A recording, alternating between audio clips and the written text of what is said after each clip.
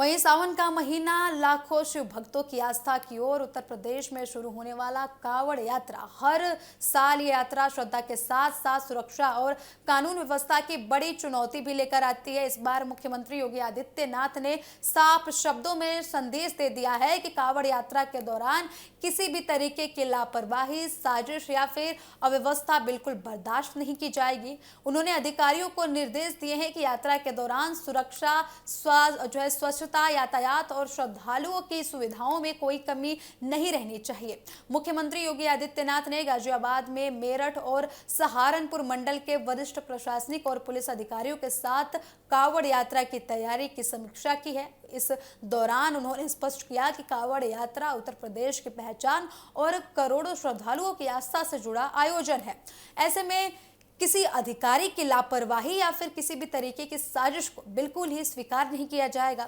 उन्होंने अधिकारियों को निर्देश भी दिया है कि हर स्तर पर सतर्कता बरती जाएगी और किसी भी छोटी सूचना को गंभीरता से लिया जाएगा। मुख्यमंत्री ने सुरक्षा व्यवस्था को लेकर भी कई महत्वपूर्ण निर्देश दिए हैं।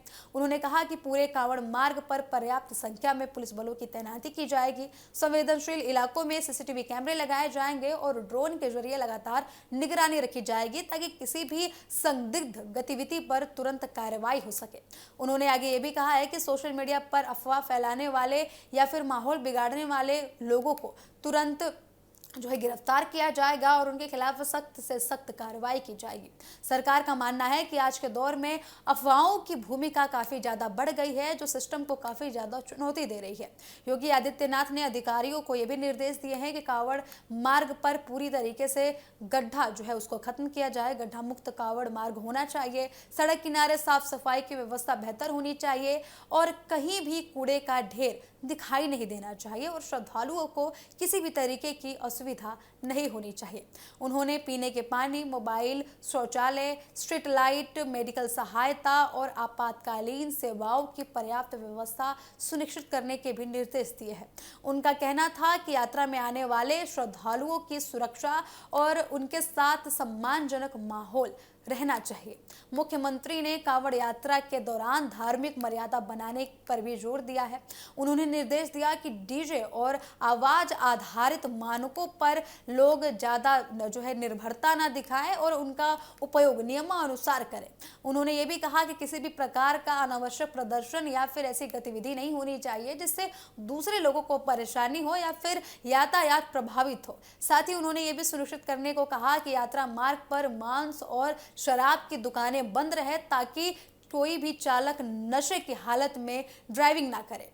योगी आदित्यनाथ ने साफ कहा है कि उत्तर प्रदेश सरकार प्राथमिकता इस बात पर दे रही है कि कांवड़ यात्रा पूरी तरीके से शांतिपूर्ण और सुरक्षित तरीके से संपन्न हो। उन्होंने अधिकारियों को निर्देश दिया है कि अलग अलग विभागों के लिए बेहतर समन्वय रखा जाए ताकि किसी भी स्थिति में तत्काल निर्णय लिया जा सके। बिजली विभाग को ट्रांसफार्मर और बिजली लाइनों की निगरानी करने की बात कही गई है। स्वास्थ्य विभाग और एम्बुलेंस को मेडिकल टीम को पूरी तरीके से तैयार और अलर्ट रहने के लिए कहा गया है।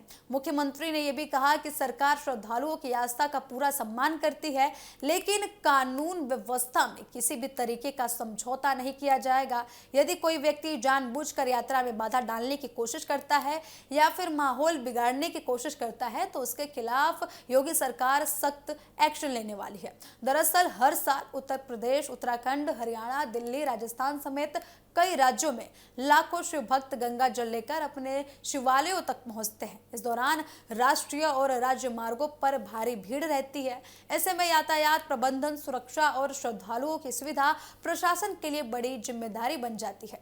यही कारण है कि इस बार पहले से ही व्यापक तैयारियां कर सरकार पहले से तैयारियां कर रही है और किसी भी तरीके की चूक से बचना चाह रही है।